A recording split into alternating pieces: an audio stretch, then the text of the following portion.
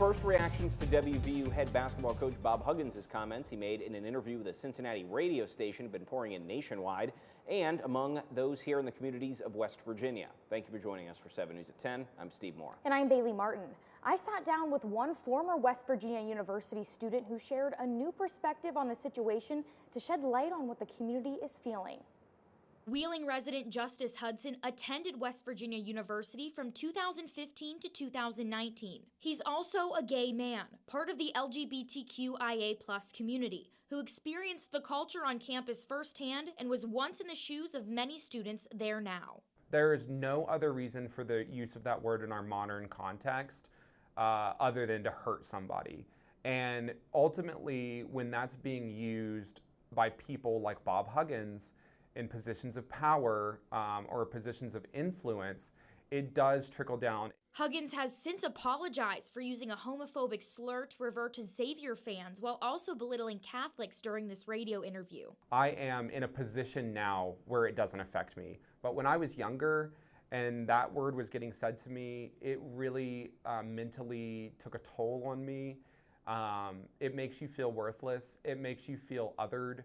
It makes you feel like you're not part of the community. His punishment includes a suspension for the first 3 games of the 2023-2024 season and a salary reduction of $1 million.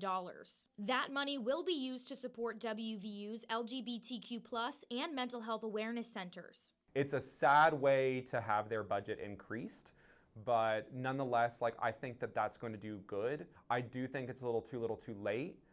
Because the culture is likely there. If, like we've said, if he is willing to say that so off the cuff, knowing that it's live, I can only imagine what the locker rooms are like, and that's a cultural thing. Hudson says that we are West Virginians first, and he believes that these comments are not always made out of hatred, but more often ignorance. Ultimately, is it good that it happened? No. I wish it didn't happen. I wish that Bob Huggins did not go on live radio and use the F slur twice. But because he did that, we're having this conversation.